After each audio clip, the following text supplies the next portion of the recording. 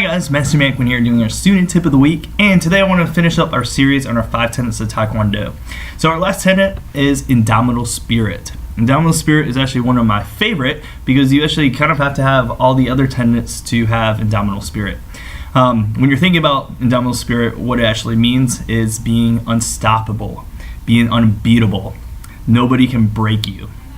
So it's being able to, you put that and you can instill in your kids, and if they apply it in life, they can conquer anything they set their mind to.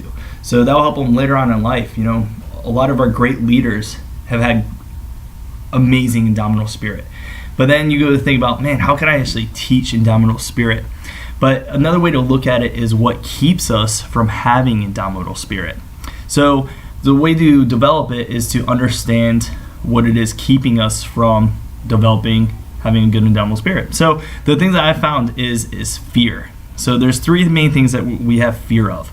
The fear of embarrassment, a fear of rejection, and a fear of pain. And these are all natural human instincts to feel. They're all common fears to have. But the best thing to do is to help your child conquer these fears, so you give them the tools that they can conquer any situation in life.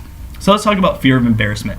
So this one's actually kind of an easy one. Think about yourself. You know, nobody likes to be embarrassed. A lot of this, when it applies to kids, is being embarrassed to make a mistake. So a lot of kids won't stand up in class, answer a question, or even I see it myself on the floor as far as if I ask a student if they can do a certain kick or certain move, they don't want to raise their hand because they are afraid to be wrong. Well, the big thing is for our jobs as parents and teachers is to instill your kids that making a mistake is not a bad thing. As long as you learn from a mistake, it makes you stronger as a person. So just instilling that, so anytime they do make a mistake, ask them what they learned from it. And that will help them in their next challenge, that they will become a stronger person, and they won't make the same mistake twice. So as long as they learn from it, it's okay. The next fear is fear of rejection. So this is a big one.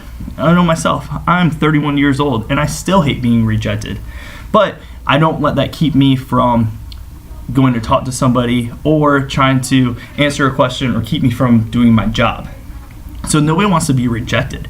So this is a big thing, is to have your child understand not to take things personal. That's why we feel that rejection, because sometimes if we don't get the reaction that we want, we feel rejected. But honestly, it's not personal. It's just not going to happen at that time. So a lot of it's kind of our reaction to our kids and what they want to help them kind of get away from feeling rejected.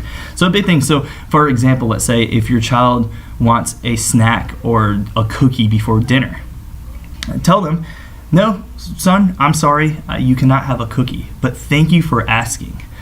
You can have one after dinner. You kind of give them a hug or pat on the back.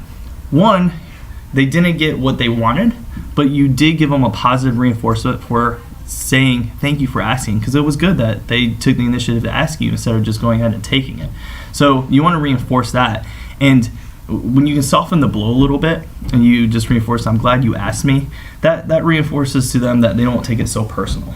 So that's a big one, just not to take things too personal. The last one is the fear of pain. So this is a big one as far as fear of pain. Like, nobody wants to get hurt. And I'm not necessarily just talking about, physical pain. If you feel embarrassed, that kind of hurts your feelings, that hurts your soul. Rejection, same thing, that kind of hurts your ego.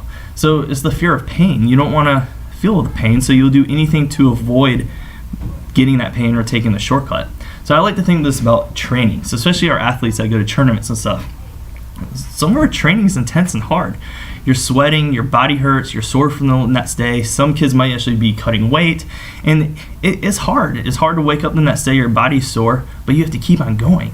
The ones that put in the work before the competition and they lay it all out there, they're not afraid of pain. They're not afraid to go out there and leave it all on the mat, because that's where the pain should be. The pain shouldn't be after you get done with the competition and, man, I should have done more, or man, I should have hurt, or you got kicked and got hurt because you weren't prepared for the competition. So having the pain, taking care of the pain before it, and not letting the pain keep us from achieving what we want. It's almost good to get the short-term pain down, so we will be rewarded later on in life. And that's the same thing when it applies to school or a job. Going through college, going through school, working hard, those late nights of staying up and writing those reports, it's a lot of pain. You don't want to do that. The next day you're like, oh, I'm so tired. But get it out of the way so you get rewarded later. So I hope these tips help, and I hope if you guys have any other questions, feel free to ask me in class or put a comment below. Hope you guys have a wonderful day.